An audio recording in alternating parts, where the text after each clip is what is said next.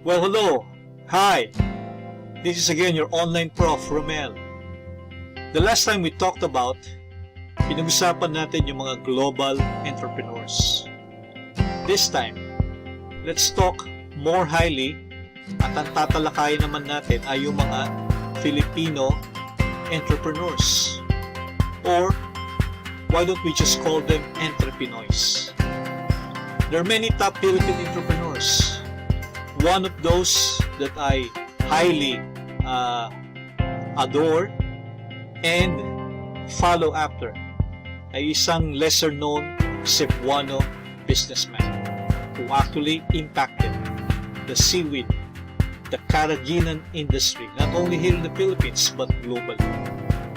So guys, let me introduce to you Benson Dakay, the seaweed king. He lived 1955, unfortunately passed away year 2012, leaving us a rich legacy of his works. So why don't we talk about him? Tingnan natin paano ba nagsimula ng kanyang negosyo si Benson Dakay.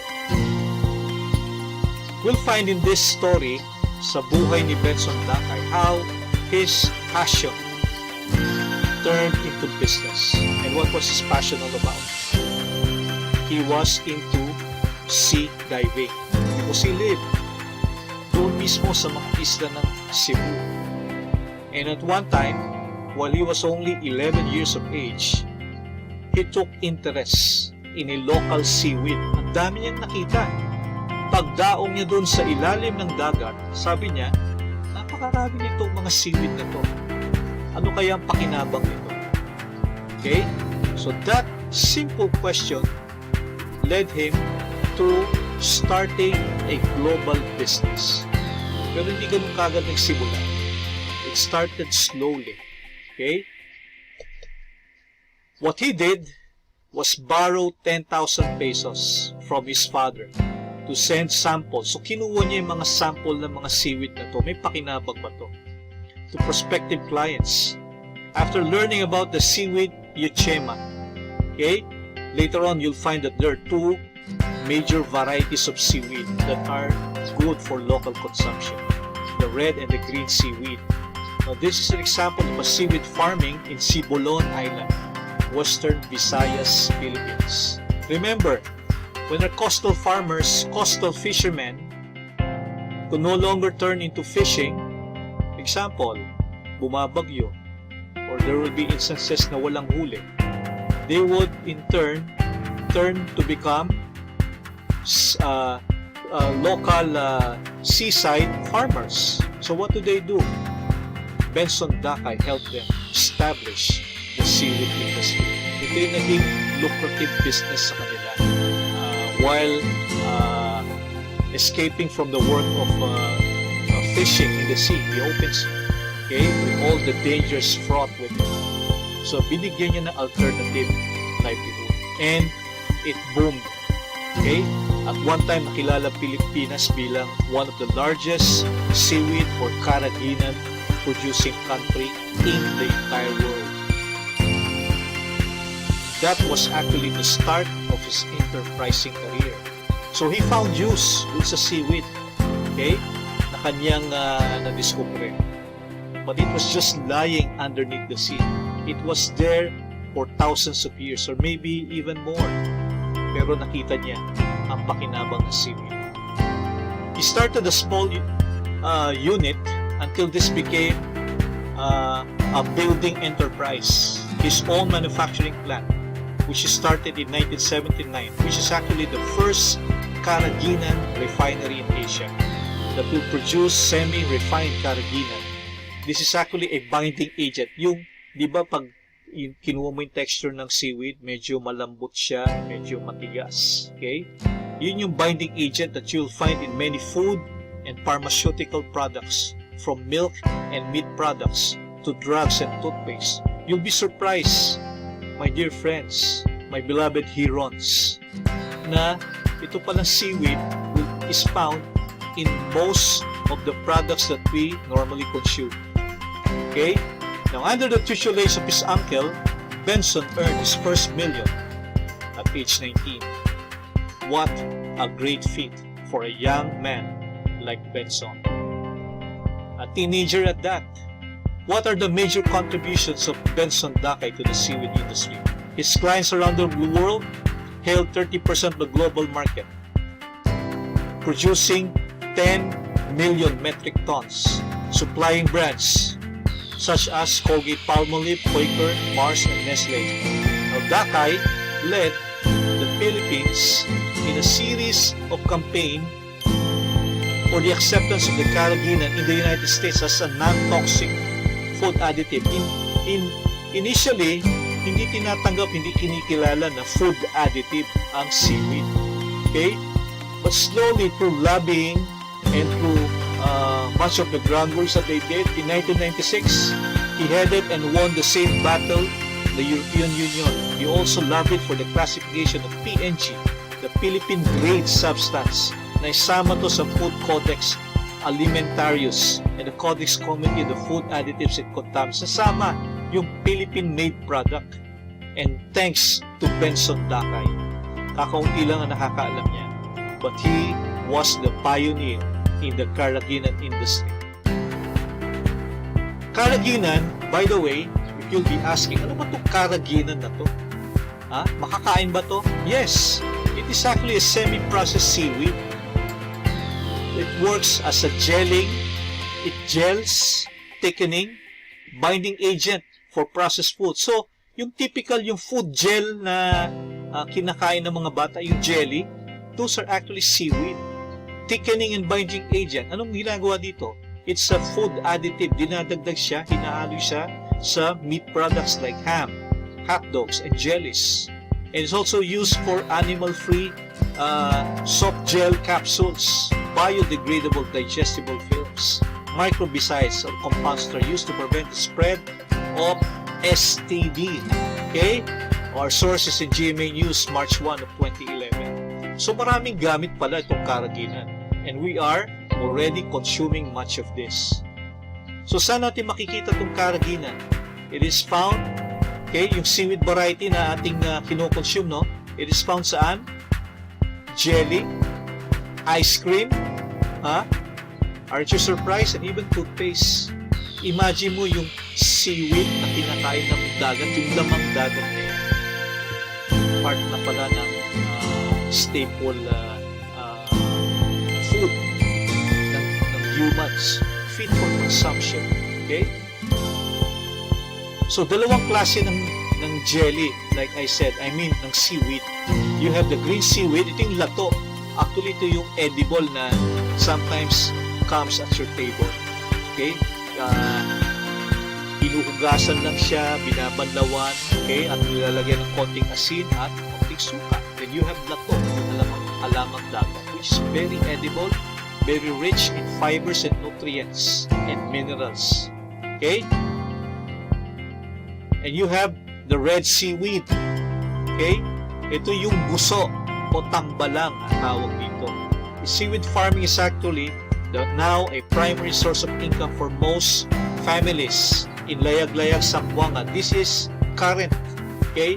So, because of this carrageenan industry, which was started here by Benson Dakay, most of our coastal farmers have learned to become seaweed farmers. Okay? Men learn the tricks of the trade early in life and pass it on to the next generation. Okay? For example, ito, a particular farmer who was then young at natutunan niya na yung trade. Okay? What else can we see here? Ito, makikita natin na red seaweed in Layag-Layag, Zamboanga has become what? A family affair. Okay? Before, it was only reserved for the men, while women and the children stay at home. They prepare the savings. Now, everyone is involved. Everyone could, in turn, make a living. The red seaweed is actually the world's third largest producer in the country, following China and Indonesia. In 2015 alone, 90% of the farm output from the Philippines comprised of the Eushema spp, namely E. cottonii, and the E. denticalis. Ito yung mga scientific names. and the rest was green seaweed. These are the extracts, what you get from the seaweed. Okay? So in fact, 80% of the world's total e-cottony production actually originated from the Philippines, more than 777 million metric tons. Okay? Both fresh and dried form being traded globally. What are other practical uses of seaweed? This is actually harvested throughout the world, either collected from wild or even cultivated in farms, like what we saw in Layag-Layag, Zamboanga, and several other places in the Visayas, and mostly in the Mindanao. So saan pa ito ginagamit? It's a food additive as a source of hydrocolloids, processed into food additives. Like I mentioned kanina, ito yung binding compound na hinahalo sa meat products to make your hot dogs, your sausages, and the rest. It also added sa pet food, feeds, fertilizers, biofuel, cosmetics, medicines, among others. So there are many practical uses of seaweed, and from there we extract the CARRAGEENAN. Seaweed is actually one of the Philippines' top 10 exports. So in the 2015 edition, I don't have the most recent data here. Okay, so makikita natin, no, we actually produce more than $200 million. Okay, but this one dropped by 21%. Okay, so these are the big markets in the entire world for the seaweed. Let's now have a short bio of our benefactor, our Cebuano businessman. He is born in March 26, 1955. Benson had the family's entrepreneurial spirit. We have to make mention na yung kanyang ama, si Ernesto, was actually the one who created the lion tiger mosquito coils, di ba? Has anyone of you remember has seen this lion tiger mosquito coil? Sinisigaan mo yan, tapos nilalagay siya sa tin foil can, tapos nakastanyan yung usok niya, will drive away the mosquitoes. Yun yung business ng papa niya. Okay? So Dakay was one of the pioneers and prime mover in the seaweed industry. And he's the CEO and founder of the Cebu-based Schemberg Corporation, which is actually also a conglomerate na siya. Meron din siyang biotech corporation. Remember, he was the first to establish a biochemical laboratory, a biochemical factory, treating the seaweed and putting it in a dried form para mas ma-extend yung shelf life niya. He was also at one time the president of the Seaweed Industry Association of the Philippines. He organized all the stakeholders, kasama na dyan yung mga seaweed farmers that they helped build the industry in the 80s and the 90s, garnering him one of the 10 most outstanding young men awardee in aquaculture and agriculture in 1988. So this is Benson Dakay life's legacy. Okay, he also led efforts to make the Philippine CARRAGEENAN, the seaweed, to become a non-toxic food additive until now. But this started way back 1990 and 1996 in Europe and in the USA.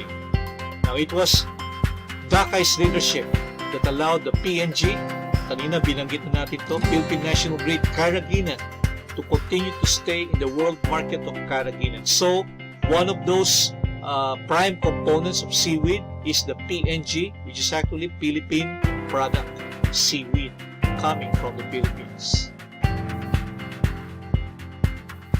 Benson Dakay